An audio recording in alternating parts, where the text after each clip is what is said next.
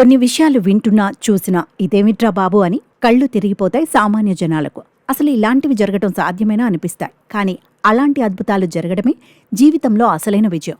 ఇప్పుడు చూడబోతోన్న ఈ విశేషం సరిగ్గా అలాంటిదే. ఇది ఈ దేశంలోని అపూర్వ సన్నివేశం. ఎవరూ ఎప్పుడో ఎక్కడా చూడని విశేషం. అసలు ఆ టీలో ఏముందో ఏమిటో భారీ ఎత్తున 1-2 టీలు తాగుతారు. పైగా ఎక్కడ్నుంచో వచ్చి మరి ఇక్కడ టీ రుచి చూసి ఆనందిస్తారు. హైదరాబాద్ చరిత్రలోని ఎన్నో కథలు, కార్యక్రమాలు, జ్ఞాపకాలలో నీలోఫర్ కేఫ్ అనేది అమ్మలాంటి ఆనవాలు. అంత రద్దీలోనూ నిలబడి మరీ టీ తాగేస్తారు ఇక్కడి జనాలు. అందులో ఏదో తెలియని మ్యాజిక్ ఉంటుంది.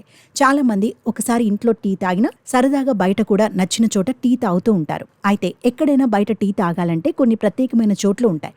అలాంటిదే భాగ్యనగర్లో నీలోఫర్ కేఫ్. అంత గొప్ప ఈ నీలోఫర్ కేఫ్ ఓనర్ బాబురావు. ఆయన సామాన్యుడు కాదు. అలాంటి మనిషి ఎక్కడా ఉండరు. హైదరాబాద్లో చాలా కాలం నుండి నీలోఫర్ చాయ్ దుకాణాన్ని నడుపుతున్నాడు.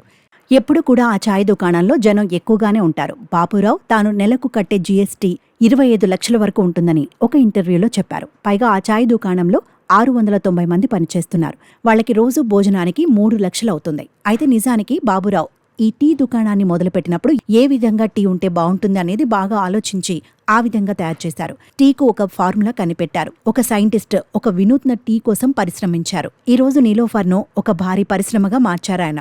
నిజానికి ఈయన కట్టే జీఎస్టీ నెలకు 25 లక్షల రూపాయలు ఉంటే టర్నోవర్ ఎంత ఉంటుందో చూసుకోండి.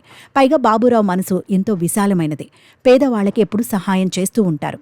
టీ షాప్లో మిగిలిన బ్రెడ్ బిస్కెట్లను పేదవాళ్లకి పంచుతూ ఉంటారు. ప్రస్తుతం రోజుకు 500 మందికి టిఫిన్స్, 300 మందికి భోజనాన్ని అందిస్తున్నారు. పేదవాళ్లు అడగగానే కాదనకుండా సహాయం అందిస్తారు.